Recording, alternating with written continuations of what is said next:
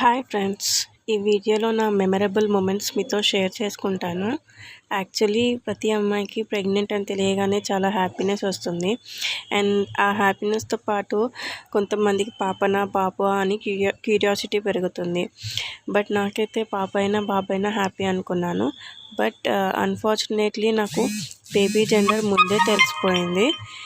Baby second మంత్లో NT scan చేసేటప్పుడు స్క్రీన్లో కనిపించింది మేల్ బేబీ అని.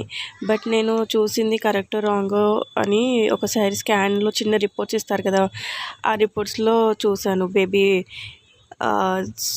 చూస్తే అందులో కూడా క్లియర్గా అర్థమైపోయింది బేబీ బాయ్ అని. సేమ్ వే సెకండ్ ప్రెగ్నెన్సీలో కూడా అలానే జరిగింది. బట్ నాకు చాలా టెన్షన్ ఉండే, మళ్ళీ బాబు అయితే కష్టం అని. నాకు పాప కావాలని చాలా ఉండే. సో ఆ టెన్షన్కి ఎన్టీ స్కాన్ చేసేటప్పుడు ఎంత చూసినా కనిపిస్తుందేమో అని, బట్ అసలు అర్థం కాలేదు. మళ్ళీ బాబులానే కనిపించింది. కొంచెం ఫీల్ అయితే అయినా.